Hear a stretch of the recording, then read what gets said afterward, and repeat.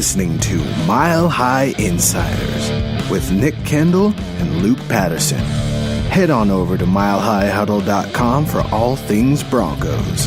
Now, it's time to find out what's going on behind the walls of UC Health Training Center.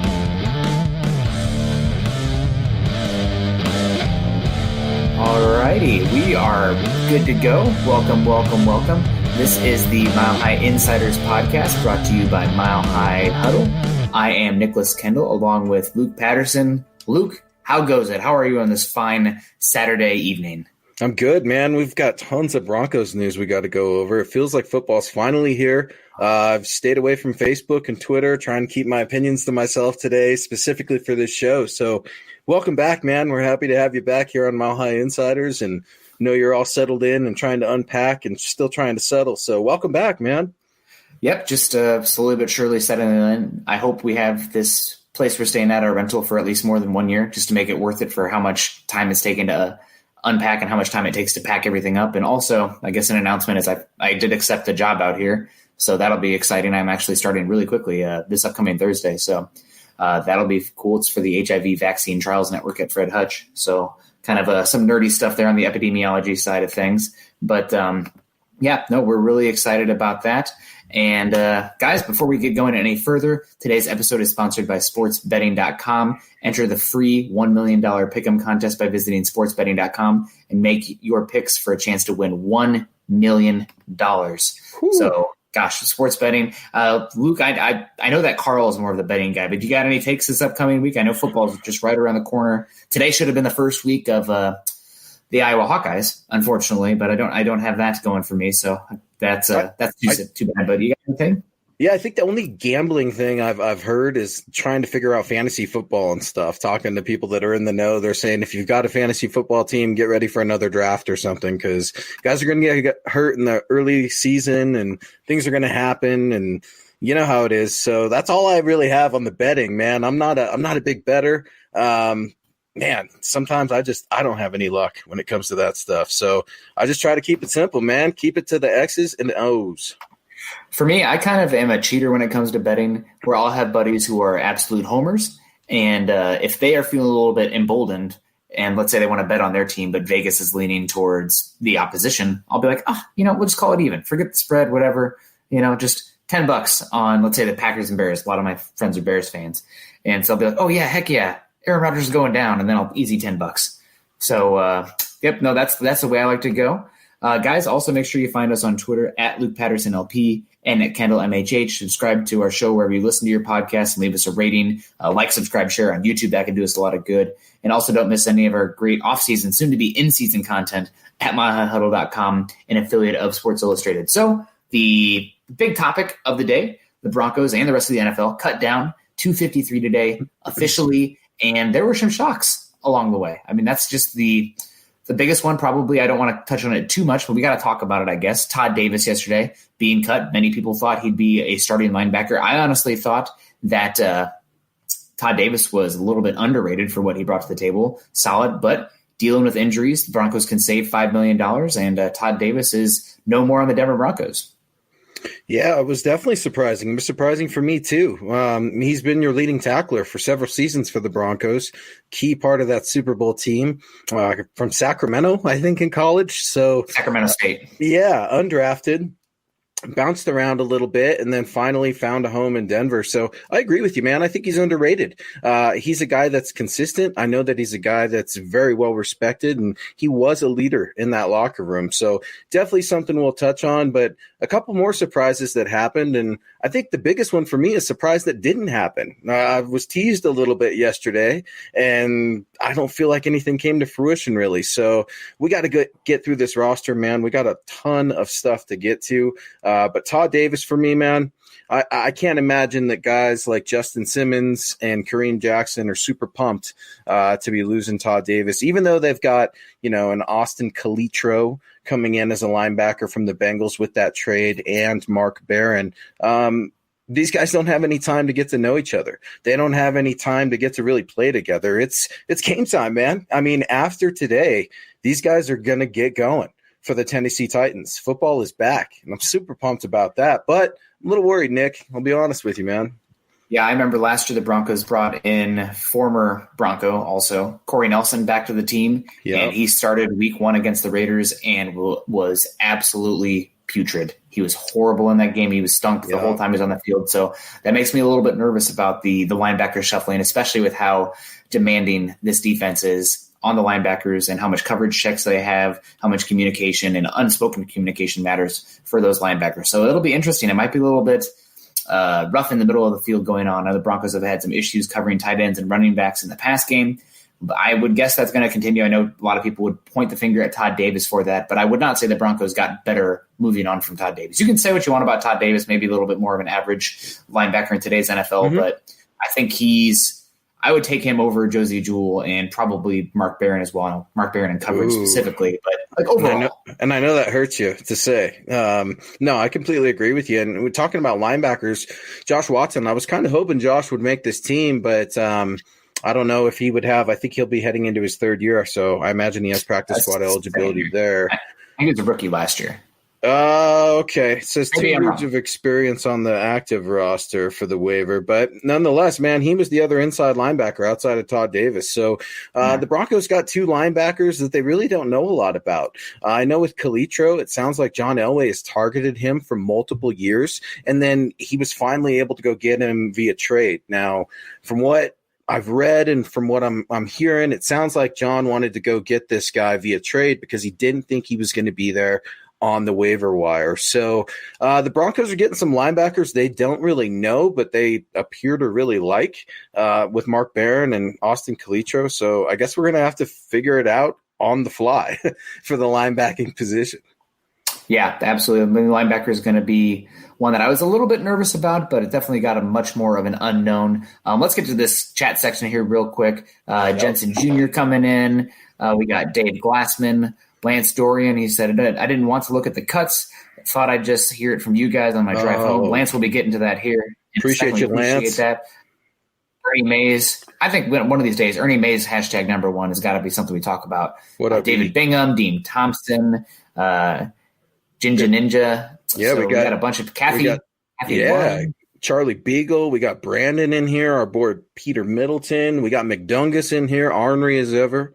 Appreciate you guys joining us here on the Mile High Insiders. So, yeah, man, as we start to go through some of these cuts, we talk a little bit about the linebackers with Josh Watson and Todd Davis out and some of the new linebackers that are in. But speaking of linebackers, a big surprise for me, and I know for you also, we got to talk a little Justin Hollins, right? I mean, I was expecting Justin Hollins was going to make this team, Nick, and to see that he's on the outside looking in, I feel like the Broncos have done him a disservice by trying to move that tall, lengthy body inside when he's not an inside linebacker.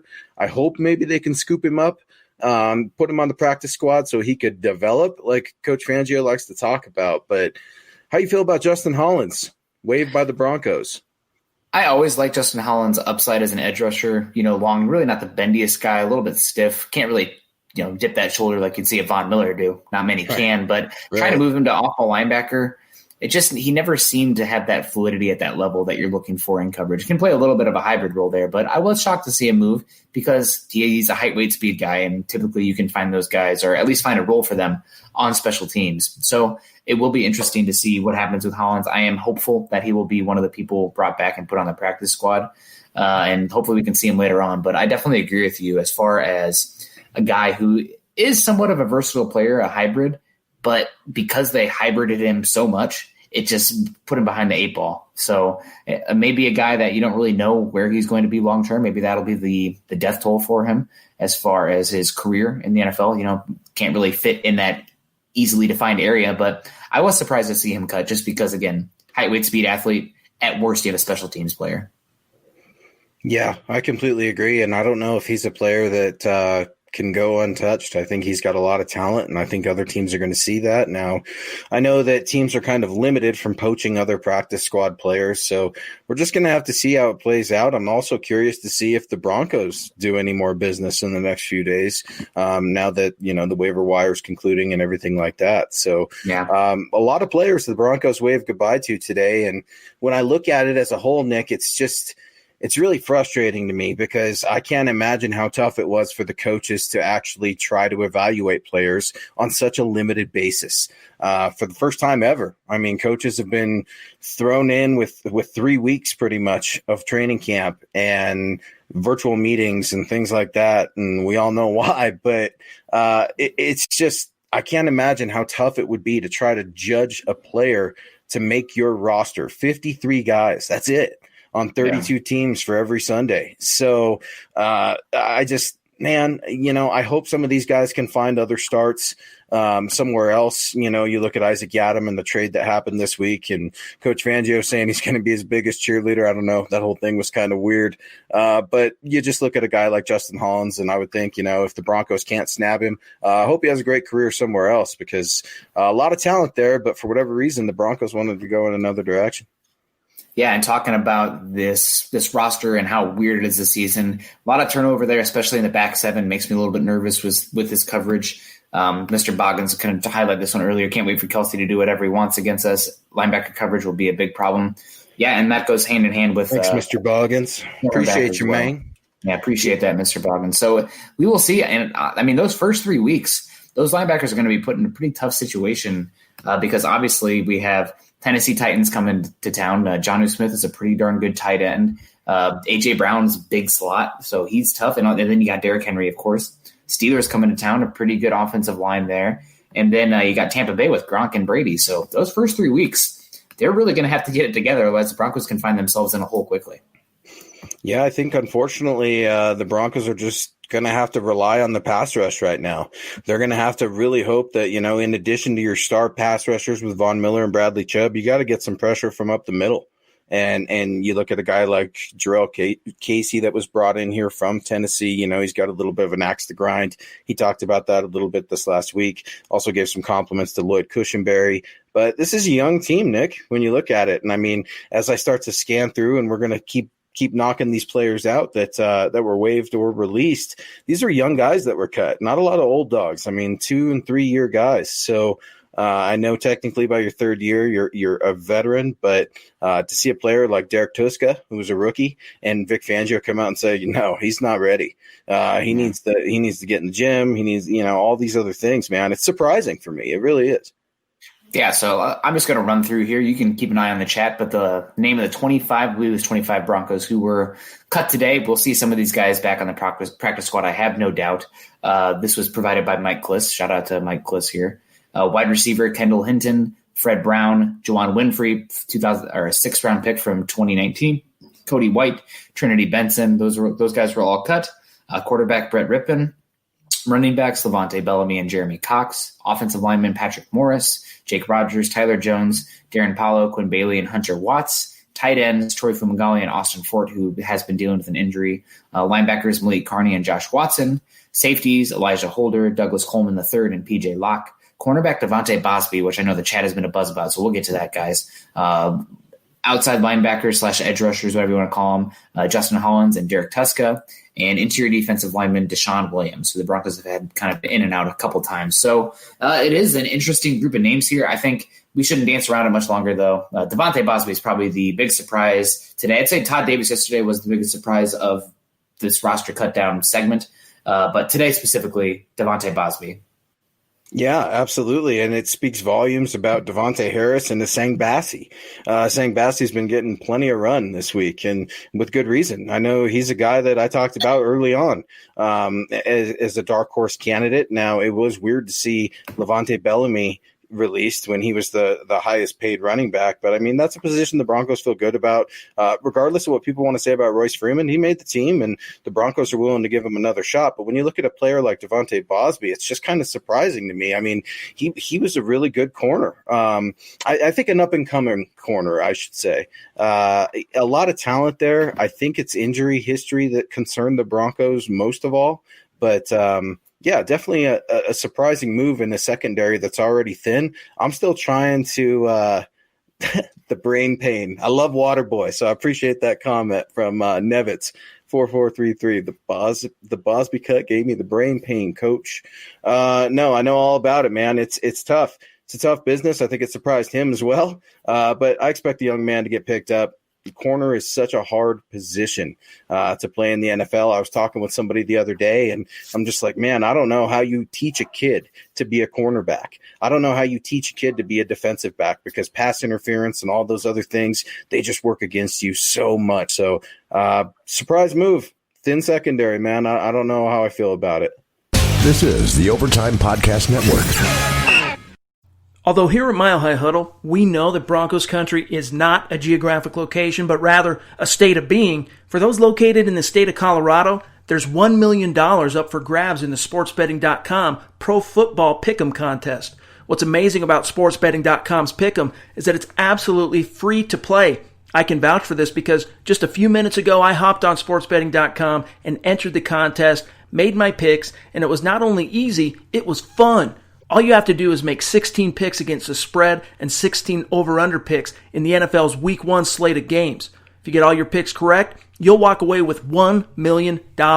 Winner, winner, chicken dinner. And here's the kicker. SportsBetting.com is guaranteeing a $10,000 prize pool to the top 5 finishers, with the first runner-up getting $5,000. Not a bad consolation prize. It's free, easy, fun, and you could walk away with big bucks if you get all your picks correct. Enter the $1 million contest at sportsbetting.com/pick'em-football. That's sportsbetting.com/pick'em-football. Yeah, I mean, hopefully, this speaks volumes about it, saying Bassey, undrafted free agent from Wake Forest, a guy who's going to be specifically a nickel cornerback. I don't know if we're going to see him on the outside, but, never say never. Technique's obviously a big part of that. But Bassey, he might even come in week 1 and be a starter in the slot. I know that the plan right now is Callahan in nickel packages, but that could change. Bassey, if he plays himself out there, that would be a big get for them. So really interesting to see them. Also, speaks highly to Devonte Harris. I know that he was up and down last year, but I know AJ Boye has spoken highly about him a couple times over this training camp process. So watching out for him. So talks about just how much of a student he is. And obviously there's a 3rd-round pick, Michael Ojemudia, as well. So I wouldn't be shocked if the Broncos do bring in another cornerback still. I know that's something we've been harping on all offseason, but there's a few names on this roster still that I could see the Broncos maybe trying to cut and then put on the practice squad later. Maybe a guy like Tyree Cleveland, who I know did well, but he's one of those maybe if we keep him on that first wave and put him on that second wave, we're more likely to hold on to him because other people already have those areas of their practice squad filled up. Right. So it's interesting to watch. I know Prince Amukamara is out there. He's a name to watch, and there'll be other cornerbacks as well. But that outside cornerback still, I wouldn't be surprised at all if they did bring in somebody else before week 1 kicks off. Yeah, absolutely. I think Prince Amukamara, I want him here so bad, and I don't know why the Broncos don't. Vic Fangio knows something we all don't, and for whatever reason wants to keep his distance from Prince Amukamara. Wrote about it this week. It just feels like it'd be such a good fit, but it's talking real, and that's just not going to happen. So we got Terry Randall coming in. Bosby cut, open the door for Prince, ? Terry, I appreciate that, and that's what I wondered right away too. But I think Vic likes this young kid Essang Bassey. I think he wants to see, what Harris can do a little bit. I'm just really surprised because it wasn't a week ago that Fangio kept talking about these guys all have a license to go get the starting position, and I'm waiting for one to stand out. Well, there were flashes of Essang Bassey, but he's still an undrafted free agent rookie. So it is what it is. You're not going to just develop instant trust with a rookie, even though he's had a couple of flashes. Yeah, and here's a good point from James Campbell. He said if Prince was bought in, it'd be after week 1 because vested veteran contracts are fully guaranteed after week 1. We will see. We also have Casey Martin coming in saying Amukamara will never sign with the Broncos. So why, Casey? Why? Yep. He sounded pretty pumped with it the other day. I know he was on with my boys Cecil and Nick on the fan, but yeah, man, he seemed like he was really wanting a reunion. I heard the Giants and the Jets were interested, and I think everybody's heard that, and no movement yet. That's something you and I talked about a little bit before the show started, Nick. Why aren't things moving right now? I would already be expecting in a normal circumstance that the Broncos would be moving guys in already. I'm already wanting to know who's getting claimed. Do you expect the Broncos to do any more business in terms of adding players as well? I'm sure there will still be a few ads. It's just because of the dreaded C word with the world going on right now that everything is moving at a glacier pace.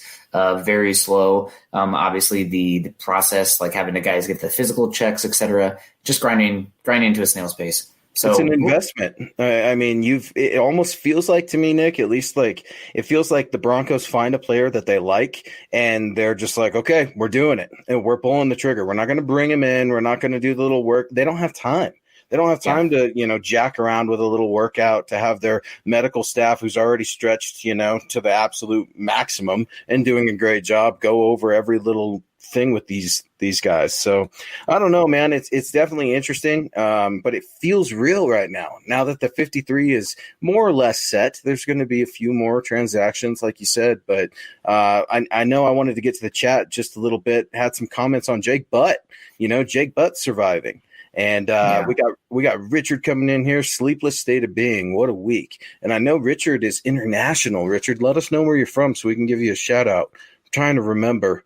I know Richard's international somewhere. So that just goes to show you, Broncos country, it's that state of being like Chad's always talking about. But speaking of that, please go get your swag on, guys, and check out all our work at milehighhuddle.com. Give us a like, a subscribe. Check out our podcast on Apple iTunes, Spotify, anywhere you guys get your podcast. Leave us a review, give us those thumbs up, and get at us on at Mile High Huddle, Twitter, and hit us up, guys. I mean, it's something that it's here. It's here. Football's here, and I couldn't be more pumped. Yeah, absolutely. And Terry Randall coming in, got the 5 o'clock anywhere, 5 o'clock every hour of the day. Use the Force Luke, hashtag Broncos World, hashtag MHHUN. So appreciate that, Terry. Hope things are going well up there north of the border. And Mr. Boggins coming back in here, giving us the report, probably something we should talk about as well. Apparently, Clowney of the Titans is not confirmed yet. He still has not decided. That was from Josina Anderson.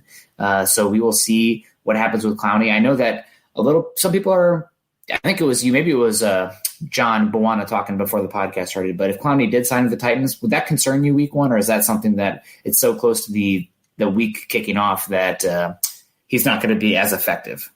Yeah, he's going to be effective because of who he's going against. I mean, he's either going against Garrett Bowles or Elijah Wilkinson. I mean, why they're not playing DeMar Dotson right now is beyond me. I mean, Wilkinson, he's obviously not right. He's hurt. Something's going on. He's just not playing well on that right side. Anyway, even if he was 100%, he's been training to be a left tackle for the last 2 years, and he's not a right tackle, folks. I hate to say it, but it is what it is with him. And you're going to get, I think that above average performance for him at best at the right tackle position. At the worst, you're going to get a player that isn't holding all the time, but could be getting Drew Lock smashed in the face. So if you're telling me Clowney is going to be a Titan, absolutely, I'm worried. This guy can flip-flop all over the defensive line, and I don't know, man. I don't like the sound of it. I'm already worried about average pass rushers, let alone, absolute bosses like Clowney.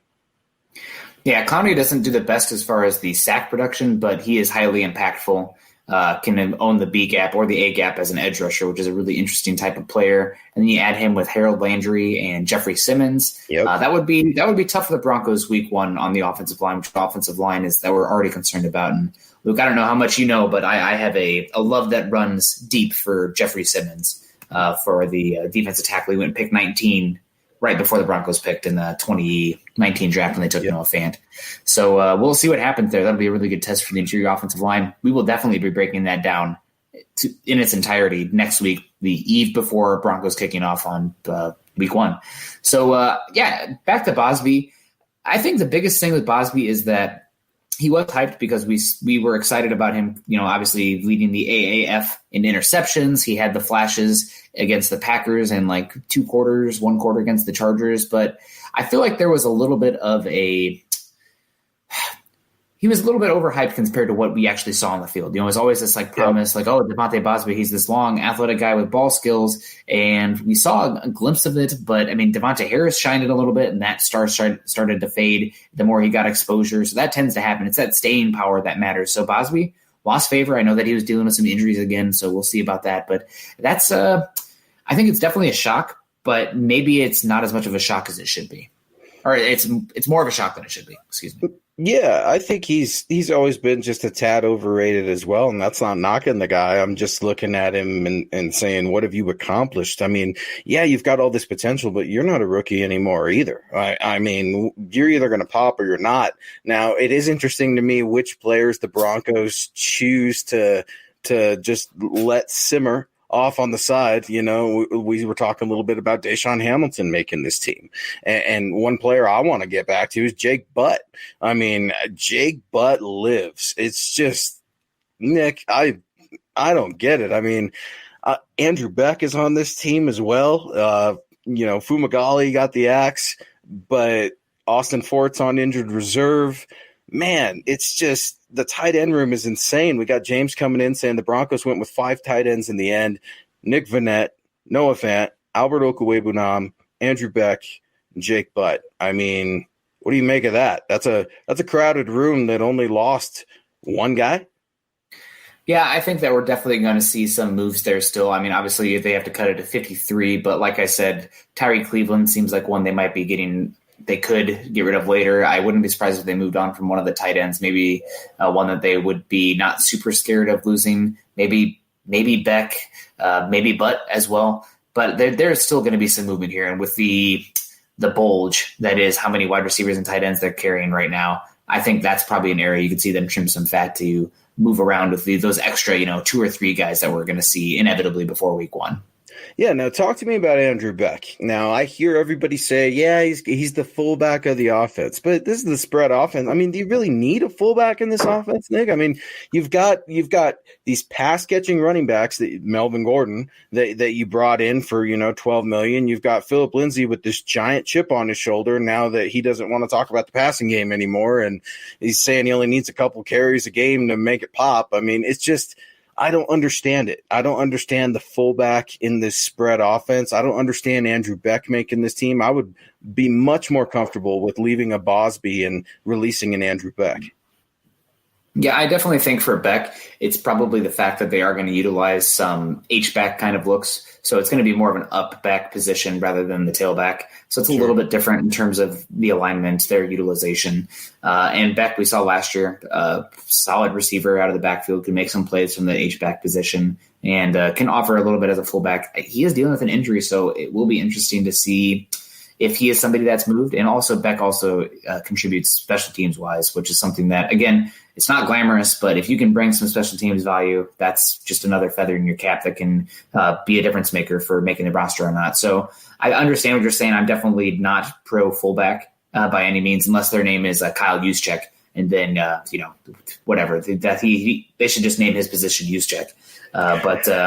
It'll be interesting to see what happens with Beck. And again, maybe that's a guy who is one of those ones that's the extra little roster fat that they move on and kind of waive to bring in somebody else and kind of stash elsewhere. So we'll see. But I mean, I know there's been a lot of talk about Beck as well. And Beck also, I mean, when you're keeping Jake Butt on the roster, and Albert Okwuegbunam, who's dealing with an injury, maybe you have to kind of take that approach where you have 3 of those guys because some of those guys are not going to be super available week 1, week 2. Maybe one of them gets dinged and is out longer. So you just got to be a little bit flexible there. Yeah, that makes sense. I'm not super pumped on Jake Butt. I know everybody else is because he's had a great training camp, and I think it's a good story. But, the guy's, to me, is Jeff Hireman 2.0. He's just always hurt. I know that's a little bit of a lazy take, but for me, it's the most accurate thing I can really think of with Jake Butt. He's inconsistent because of the injuries. There's no knock on him. I mean, I know he's not going out there deciding to get hurt. Sometimes it's just the luck or the lack thereof, the draw. So, as we talk about trimming the fat a little bit, no pun intended or anything like that with Juwann Winfrey, getting the axe, man. I mean, this was a guy that was running with the ones last year when I was out there at training camp, Nick. I mean, it was really impressive to see this kid out of CU, really repping his colors, in Broncos camp. And then he went MIA. And now he's off this roster completely. What do you make of the Juwann Winfrey release? Yeah, I mean, a 6th-round pick, so I know some people are going to be a little bit upset about that, but I mean, if you look at the history of 6th-round picks, it's going to be a bunch of names that you don't recognize because those guys didn't make it. So with that context, with that scope on it, it doesn't bother me that much. Also, after the Broncos spent a 1st and a 2nd-round pick this season on a wide receiver, heck, they used a 7th-round pick on it as well on a guy who's, again, height, weight, speed freak. It should be an absolute monster gunner at the next level. Yeah, I mean, kicks Winfrey's butt as far as special teams ability. So, I mean, it felt like the writing was on the wall there. Maybe he'll go on the practice squad, but Winfrey's also had some baggage that's followed him around. So maybe there's more to it there than the just purely on the field physical ability. Maybe there's a little bit of work ethic or attitude concerns. I'm purely speculating. But again, he was kicked off Maryland, went to Colorado, never really lived up to it at Colorado. I think it was a 4-star recruit, maybe a 5-star at Maryland. So, it's unfortunate, but it's one of those things where, good luck to him wherever he goes. I'm not going to lose any sleep over it because what the Broncos did at the wide receiver position around him, they should be okay in the long term. This is the Overtime Podcast Network. Yeah, and I know we had some questions, and we've got Casey coming in here. Cleveland seems like a huge upgrade over Winfrey, both as a wideout and in special teams. I completely agree. Nick, I think you and I have talked, and I've heard you and Carl talk as well. He can be your gunner, man. I mean, he's a great player. I think he's more than willing to play special teams in that aspect. He's a great special teams player. Right now, I think he comes in immediately and starts to gain some trust there. We had a quick question in the chat talking about, or asking the question rather, what other wide receivers were released. We've got Trinity Benson released, Fred Brown, waived, I should say, not released. We've got Kendall Hinton, released, and then Cody White in addition to Juwan Winfrey. So you see that wide receiver room definitely shrinking, but for me, the biggest thing about the wide receiver room, and you and I talked about it a little bit the past couple days, two of our guys that we were each thinking, I said that Deshawn Hamilton was going to be cut. You said Tim Patrick was going to be cut. And they're both on the team, Nick. It's just bizarre. What do you make of Tim Patrick and Deshawn Hamilton getting another go from the orange and blue? Yeah, from what I could pick up, Tim Patrick better be counting his lucky chickens. Because Tyree Cleveland is coming for him as far as the special teams role goes, and Deshawn Hamilton passed him as far as pecking order in the offense.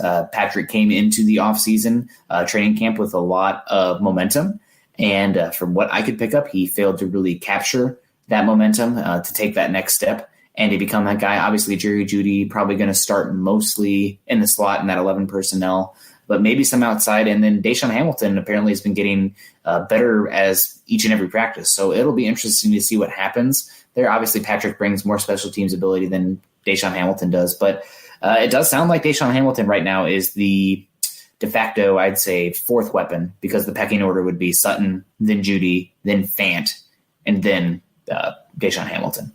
Really? Oh, man. No, I'm going to give you some. In the passing game. Yeah, I guess you could be right, because Tim Patrick profiles more like Cortland Sutton's body type. So, yeah, and they wouldn't want two of the same receiver on there, especially when they want to go speed. But I just have such a problem with Deshawn Hamilton. I mean, they're willing to let a guy like Bosby go and then keep Deshawn Hamilton. I mean, I just don't get it. We just keep waiting on this guy to pop, and he's not popping. Robert coming in here, Robert Casklau. Did Hamilton crush it in training camp? I don't know if I'd say crush it, but he got a job, right? I mean, he earned his spot. He's a guy that I definitely had out, and I'm looking at a little sideways still, and I'm worried about the drops. I'm just going to say what it is that's on my mind. I'm worried about the drops, because for me, it feels like Deshawn is his own enemy. Nothing's getting in the way other than him. I feel like he lets one mistake dictate his season, and it drives me nuts, because he's so intelligent, he's so athletic, he's so smart. I want him to get there, but I just hope he's able to take that next step. I think the biggest thing, I don't want to go way too far down the Deshawn Hamilton path here, but he's never going to be a creator. He doesn't really have any skill sets to create looks for himself or others around him. But now you got a Fant, now you got a Cortland Sutton, now you got a Jerry Jeudy. It's much easier for Deshawn Hamilton to just kind of be the quick route separator that he was at Penn State. So it'll be interesting to see how that all comes down to fruit, or how that all comes down the tracks. And I mean, honestly, I think he's going to have a good season. We need to carry that bet over. I don't even remember what the stakes were, but I said Hamilton, I think he's a great fit in the Shermer offense. And Patrick, I think he's a little bit, I mean, he's older for how far along he is in the league. He's a journeyman wide receiver. Yeah, I mean, he's a big body guy, doesn't really separate that well despite his straight line speed, has injury history. So Tim Patrick, I thought maybe Tyree Cleveland would take his spot, especially after they drafted him. It seemed like Tyree Cleveland was the bigger, faster, stronger version of Patrick that could take that role. But both of them kept on the roster. It's going to be interesting to carry over this bet just to kind of see who comes over with more value when the season comes to into close. Yeah, for sure. I think, and I like Tim Patrick's blocking ability. I know that's not anything that's super. That I know it's not anything that's super sexy you're going to see on SportsCenter or anything like that. But, man, when you're charting plays and you're watching some of these wide receivers, they're very few and far between the ones that are willing to block. I think that if some tried to block, they might surprise themselves. And even our tight ends. I mean, we got two tight ends in Noah Fant and Alberto who are trying to learn to block right now, and they can block. They've shown that they can do it. It's just not a consistent thing. So for me, that's still a concern. We've got Mr. Chris Hernandez coming in. Is Justin Simmons going to be the green dot guy in the defense? And Chris, that's a really good question. And Chris, I know why you're asking it. And I like that shirt you got there from ZW Designs, folks. Go check it out and get your swag on. But yeah, our boy Z designing that shirt. Yeah, man, I think that Justin Simmons, man, what do you make of the Broncos and $30 million in the cap space? Simmons is unsigned. I don't know where the Broncos are going from here. I mean, your defensive captain in Todd Davis is gone. Justin Simmons and Kareem Jackson, they're your leaders on defense, right? I mean, Chubb's trying to feel better. Vaughn's got the red hair, doing him, everything else. It's great. But what do you do? Who's got that green dot? I honestly think it'll be Kareem Jackson. I know that I think James made a good point where typically Justin Simmons plays farther deep, where you're not going to have that communication with the defensive line. And I know that you're going to see that with Kareem Jackson as well, but also you're going to see Kareem Jackson come down and play in that like de facto kind of linebacker position in those sub-heavy packages, which, I mean, with the Broncos linebacker situation, we might see more of the season. So obviously Kareem Jackson, you'll see him in the nickel, you'll see him as a dime backer. So, and also Kareem Jackson has experience not only at cornerback, but safety now. So I think that my vote would be for Kareem Jackson personally. Yeah, me too. I think that he has a little bit more of Vic Fangio's trust right now, and that's not a knock on Justin. I think it's just they're different personalities. Justin is, kind of at odds with the Broncos with this franchise tag. So, I'm not saying that they wouldn't give him that because of that or anything like that, but I completely agree. I think Kareem Jackson, he's your rah-rah guy, in that locker room, and players respect Kareem. I was super pumped when we got him, and he's just proven to be that leader for Fangio's D. Yeah, I mean, he's been a heck of a signing. Kareem Jackson's been a great player for him. So, and also, I mean, Justin Simmons, we'll see what happens with the Broncos cap space. Maybe they'll get a deal. Obviously, the Broncos are playing an interesting game right now, saving some cap for rolling over, which a lot of teams might not have that space next year. The Broncos are not a cash-rich organization. The Bolins, they are wealthy from a overall standpoint of an average person, but in the NFL side of things, they're not really rolling in the dough. They can't toss it out there like the Chiefs can in the Hunt family, or obviously Jerry Jones is a name that comes to mind. Or the Cons, Jacksonville, how bad they are, they have cash. So it's going to be interesting to see what the Broncos can do, what that means as far as the ownership situation, their cash, and how much they're going to roll over. I think right now it looks like they could have close to $30 million in cap space next year, which is, it seems like a good chunk. They could create a bunch more also, moving on from Boye or Casey if they fall through, which is, that's a possibility. I don't want to throw that out there too hard in the universe, but they have zero guaranteed on their contract, so they could create a bunch more cap if that happened. But it'll be interesting to see what happens from that side. And still a shocker to me that Justin Simmons hasn't been signed. I know there's an argument for the Vic Fangio defense making safeties look better than they are, but still, I think you probably want to send a message to your locker room and pay your own guys. But it doesn't seem like the Broncos care about sending positive messages to the locker room. It's money talks, right? And BS walks. And money hasn't talked for a little bit here in Denver. So waiting to see what Elway's going to do. But we got Andy Lovato coming in. Andy, thank you for listening. See, you've been active all night on this chat feed. How many players didn't make the final cut because of no preseason? Thank you, guys. What a crazy offseason this has been. Nick, we have a total waived player amount of 23 guys that got waived today. Now, Devonte Bosby got released. Explain the difference between being waived and released for our folks in the MHH community.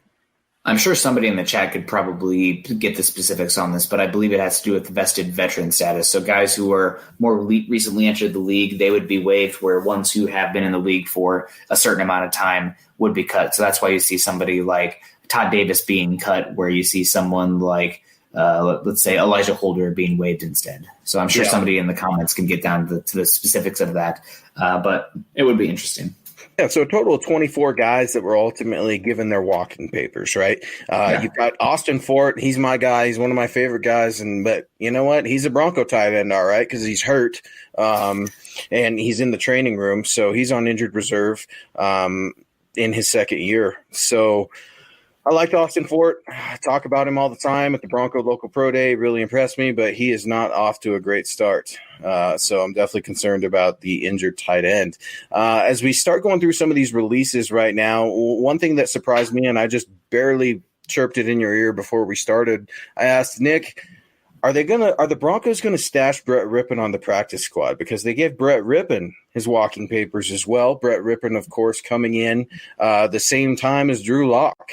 What do you make of Brett Rippon, and do the Broncos bring in another quarterback? Because Vic Fangio specifically said last week he will not consider a COVID-19. Oh, there we go. I just did it. Get the drop button, John. He will not consider the C word quarterback. What do you make of Brett Rippon getting out of here?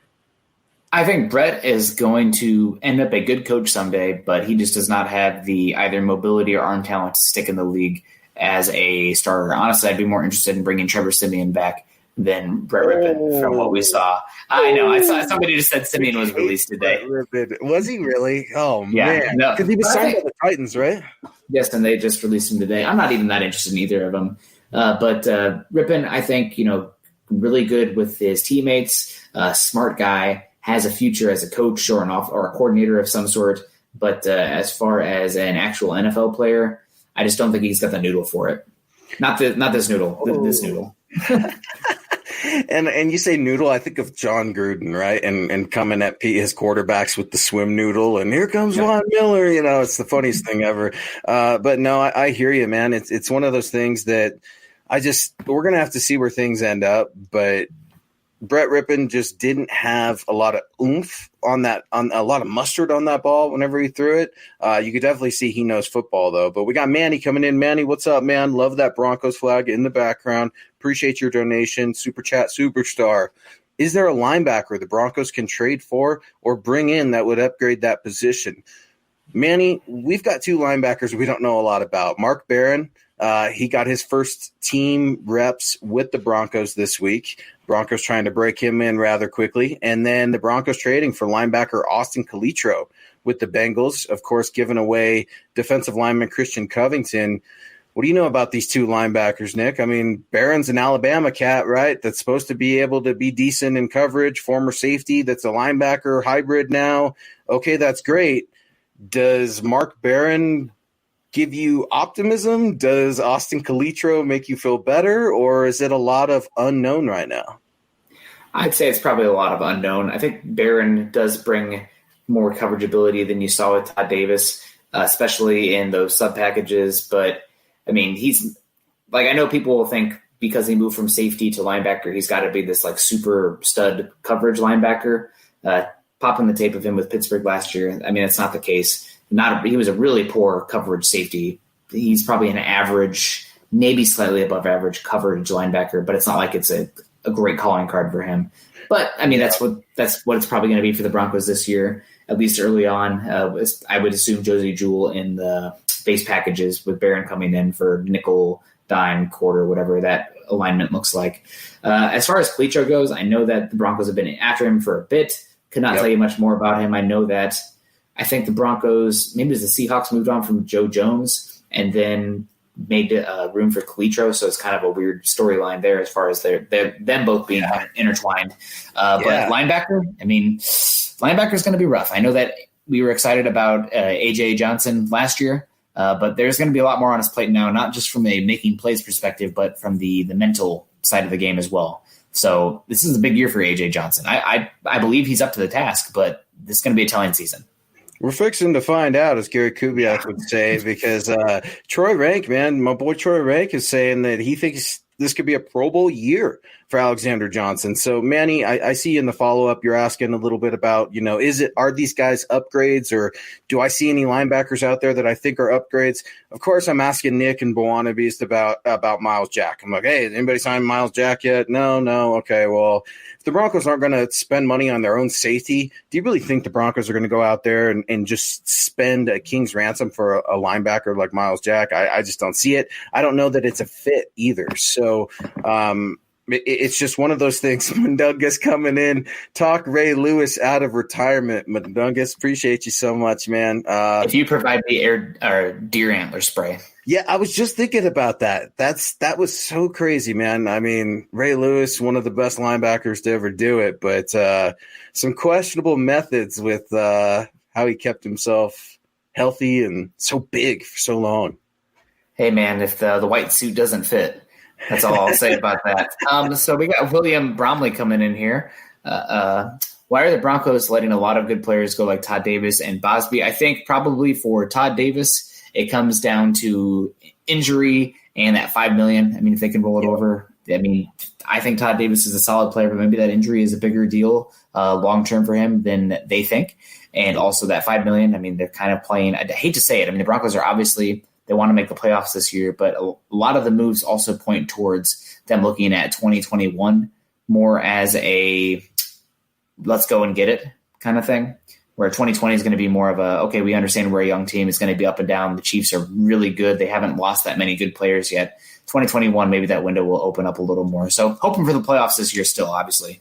But I think probably if you have more of a look at the roster right now, where they're going, how young they are, 2021 makes more sense. But we'll see. Our boy, I gotta just interrupt real quick. Ernie coming in here. F Ray Lewis. I absolutely love it, Ernie, because I feel the same way with him being a Raven. And especially, his last game here in Denver, the Ravens doing what they did. Thank you, Raheem Moore. Raheem the Dream Moore, Nick. It's something I just can't get over. Another thing Bill Vinovich he's my least favorite person. Bill Vinovich, dead to me.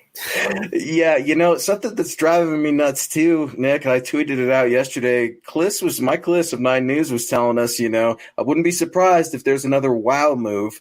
I don't think that wow move happened. I mean, I know we're a little bit broke up over Devonte Bosby. Of course, he was talking after Todd Davis's release, but when I heard that, Nick, I started wondering, are we trading for an offensive tackle? Who could we be trading away? Vaughn's on the last year of his deal. I'm not suggesting, nor do I hope that happens, but I was thinking a wow moment, man. It just never really happened for me. It's kind of a lukewarm Saturday of setting the 53.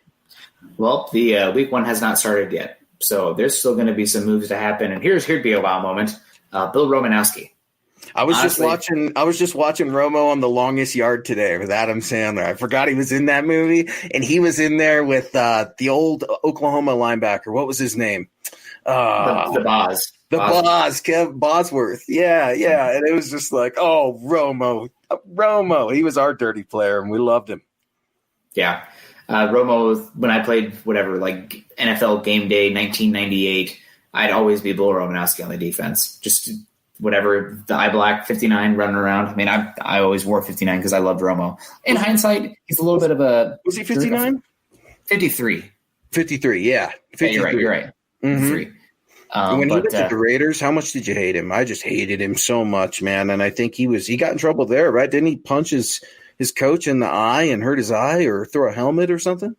Roid rage. That's all we'll say. Just a classic example of roid rage. And he's Romo's still doing the tour every Super Bowl, Nick. He sits down with every radio station on Super Bowl Sunday and goes through his latest protein drink or whatever you have. And of course, I'm talking junk to Romo because he's not here. If he was here, I'd probably, shut the F up. But yeah, man, I hear you, McNuggets. You need a Romo right now. You need a player, a dog to keep to lead, man. I don't know that the Broncos have that just yet. I think A.J. Johnson brings an energy, and so does Kareem Jackson. Now, they're not like the dirty kind of player that sometimes you see, but they bring some energy. So I don't know if you need to punch a teammate in the eye kind of thing or spit it on people kind of thing. Now, obviously, there's something to be said about Aqib Talib. I was at the game when he poked Dwayne Allen's eye. I actually ran into Dwayne Allen at a bar after that game. He was fine. I think he hammed it up a little bit. Captain Insano shows no mercy. Yes, no, never haven't seen a football movie. It'll be interesting to see. I guess final 53 here. We got to get running here. We got probably about 10, 12 minutes left. So you guys got anything to chat, come at us. But looking at this roster, is there anything that leaves you on edge heading into week one? What leaves you the most on edge? Obviously, there's some stuff. I don't want this to be a Garrett Bowles podcast or an Elijah Wilkins podcast, but man, Nick, I'm sick of talking about the offensive tackles, but that has me the most worried. I feel better about the defensive secondary. I was just talking to some of my neighbors before the show happened, and that's one of my best friends was telling me, hey, man, like, what do you think about the secondary? I think we could use Prince. I think we could, go after Bosby. Really? We let him go? And I'm saying, you know what? The sad thing is I actually feel better about our secondary than our offensive tackles. It's just kind of a lot of the same over there and not a lot of different results. I'm waiting for Dotson to come in, get at Zach Kelberman too, because he's on the get Dotson starting to right tackle. But I don't see it, Nick. I don't see it. I don't know what the Broncos think is going to happen with Garrett Bowles and Elijah Wilkinson. Glenn, there's got to be some interesting stories there. I'm interested to bend your ear a little bit about that. Glenn coming in as Ray Lewis's former chauffeur or chauffeur. Chauffeur. I'm gonna say chauffeur. I say chauffeur. Yeah, man, that's crazy. I don't know if we can tell any of those stories on this. I mean, Ray Lewis seems like kind of a bad dude, especially being from Miami and looking at his history and all that. I know he does a lot of great stuff too, but I like to hate. I like to hate on Ray Lewis. I like to hate on the Ravens. But no, man, I cringe a little bit when I look at the offensive line. I know that the inside's good, and, Graham Glasgow's, he's got to get right with that ankle, man. I'd hate to see a sprained ankle turn into anything worse. Especially when your tackles are let's just be honest, they're bad. They're bad tackles. Yeah. They're bad offensive line because of their tackles. And we got James coming in here. He's asked this one a couple times now. What happened to HaHa Clinton-Dix? What do you think caused him to go from team to team? Quite a fall. Do you think he could be an option? I think he could be an option. I think HaHa Clinton-Dix he's a solid safety, but he's not really a difference maker. And safeties, at this point in the league, you got to ask them how many hats can they wear? Can they come down and play in the box? Can they play the slot? Are they playing single high? Can they play double high? So HaHa Clinton-Dix, I'm not really sure. Like, he's not going to play much single high. You really don't see him having the hips to match up in the slot. You're definitely not playing him on the boundary. Maybe some dimebacker looks, but I just think that probably as far as how much you'd have to pay him, the snaps that he would get once you brought him in, and just taking up a roster spot, all those things are a little bit detrimental to bringing him in. And, I mean, he's a solid safety, but I don't think he's one that you're paying what he's probably looking for to bring him in. Yeah, I completely agree. It's weird to see him go from team to team because he's always been a solid safety. I think sometimes people are a little higher on him than they need to be, and sometimes they're a little lower than they need to be. You just got to average that out for HaHa Clinton-Dix. And I would much rather have a corner like Prince Amukamara. I mean, get me a shirt right now. Vote for Prince. I'll do it. I want this guy here. I don't see it happening. I also don't see any changes at the offensive tackle position other than DeMar Dotson moving to the starting right tackle. So for me, it's a little bit of frustration because I thought that wow moment that Mike Kliss referred to and preluded a little bit, said could happen as a possibility. Nothing happened. And now deals fall through and sometimes things can't get done. Look at the fax machine deal with Elvis Dumervil, right? But I don't get it, Nick. I just don't get it because I really hoped for an offensive tackle. I really hoped for a splash, and I don't feel like the Broncos did that. Yeah, the thing with offensive tackle and cornerback is there's a reason average players, even below average players, are paid what they are. It's just because it's such a scarce position. I mean, you saw what Juwan James got paid. I don't want to rub salt in the wound, but you're paying for potential on that one more than actual product. So that's just the nature of offensive tackle right now. And the Broncos with $30 million next year, maybe they make a splash for Andre Villanueva. Maybe they make a splash for somebody like David Bakhtiari. Some guys are going to be tackles that might become available. So it'll be interesting to see. I do see Buwana asking us, though, for the final 5 minutes so we got left here. Anybody that the Broncos cut today that you think would be some folks that they'd be bringing on to the practice squad? I think, for me, I think both Kendall Hinton and Trinity Benson make some sense there. I also think Patrick Morris can qualify. I wouldn't be shocked if they brought back Austin Ford. I think Troy Fumagalli will be picked up. Elijah Holder stands out to me, as does Justin Hollins and Derek Tuska. I wonder a little bit about Jake Rogers. I just kind of is he eligible? He's old. Is he eligible? Let me see. Jake Rogers, tackle. He's in his third year, so he'll be heading into his fourth year, okay, I believe. So yeah, that's a good question. I have to get some clarification on that. I worry about that. Speaking of offensive tackles, but. Maybe Fred Brown from Mississippi State comes onto the practice squad as a wide receiver. Maybe a Jag, just another guy, but you stash those players away. Vic Fangio said he liked the expansion on the practice squad for this year. I do too. It's a great place for players to develop. It's a great place for players to try to hone in on their skills, especially now when you don't have a lot of the same privileges that you had last season. I think it's something that's really important, and the Broncos definitely need to invest in their practice squad. Look at Todd Davis. He was a practice squad guy at one point. Bounced around the league and then got his shot with the Broncos. You look at Matt Paradis, same thing, man. So these guys can definitely start their career on the practice squad and end up being one of the best players in the NFL. I forgot that the rules were weird this year with practice squad. So 6 veteran slots. Rogers could go there. If he does or not, doesn't really do much for me. I was not impressed with him when he played. So I know that offensive tackle is a concern, but you're kind of just writing in a name there rather than Pat Morris, I'm really interested too. I was talking to a friend who actually does some business with Pat Morris and says he's a great guy. But I know Pat Morris got a little bit gotten some heat with Vic Fangio for I guess body slamming McTelvin Najim on a play a couple of weeks ago. It got Shelby Harris pretty mad. Got Coach Fangio pretty mad. Coach not ever really willing to stop practice, especially to raise his voice. He got in Patrick Morris's grill a little bit. So I don't know if there's a little bit of a grudge there. It's like, dude, come on. You were running with the ones for a little bit, and then you let a mental error, completely ruin that. I don't know if that's enough to keep a guy off the team, especially in these circumstances where I would imagine Pat Morris is very familiar with the Broncos offense, and you need to have backups. Yeah, so we got this really important question here from Darian P. Luke, addressed to you. Eric said that you would be the best linebacker on MHH. Is this true?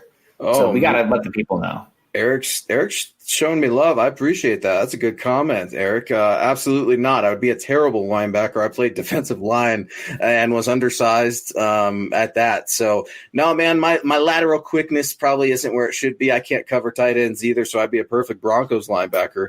But other than that, no, man, I appreciate the comment, and Darian, thanks. But I played defensive line, and yeah, man, I'm not known for my speed. Let's just put it that way. But I like to think I've got the dad strength in me. I can move some furniture around and try not to hurt my back and grunt and, show off to my 7-year-old as much as I can. Moving stuff around and grunting, but not known for your speed. What are you known for?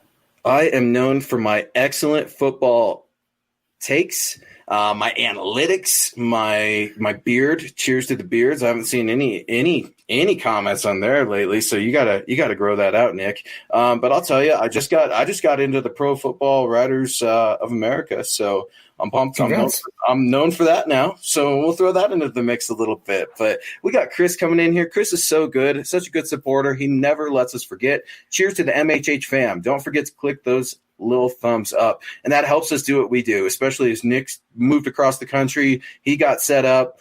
He just got a new job, so congrats to him, but he's trying to get settled, and we're just so pumped that football's here. It's finally real. It feels real to me right now, and especially not being out there, Nick. Maybe that's why it just feels like it's just kind of the same thing. It's game week, man. I mean, we wake up tomorrow. It is game week. That is just that's extraordinary to me that we're here.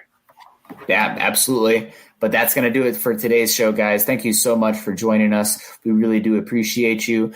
Make sure you find Luke on Twitter at Luke Patterson LP and find myself at Nick Kendell MHH. Make sure you're going over to milehighhuddle.com, an affiliate of Sports Illustrated. Go to iTunes, leave us a 5-star rating and a comment. Also, like, subscribe, and share on YouTube, like on Facebook, as that support can help us continue to bring you these Denver Bronco deep dives now that the season's upon us. You can follow the Mile High Insiders podcast and all our other great audio content by subscribing to the Huddle Up podcast wherever you listen to these shows. Follow us on Twitter at Mile High Huddle and at MHI_football pod. For Luke, I'm Nick, wrapping up another episode of the Mile High Insiders podcast. Luke, any information for the people out there? Also, we got James coming in. Carl says it's World Beard Day. Cheers to the beards. Yeah, I got the. No, I can't do it. I'm not good enough for that. You can do it. Well, appreciate that. Also, everyone saying congrats on the job and the move. I really do appreciate that, you guys. Yeah, man. Next week we're here. We're going to be covering the Broncos the day before real football, real new football. Oh, dude, it's going to be so great. Our show, man, it's going to be – everyone else is going to be jealous of our show on Saturday. Man, the day before – I'm going to be like shaking. Yeah, dude, I'm going to – usually I have caffeine, and I don't think I'm going to need any, man. I mean, I'm just so excited that football's back. I appreciate all of you guys. Be sure to get at us. He's Nick Kendell. I'm Luke Patterson saying always believe in that Mile High magic. Go Broncos.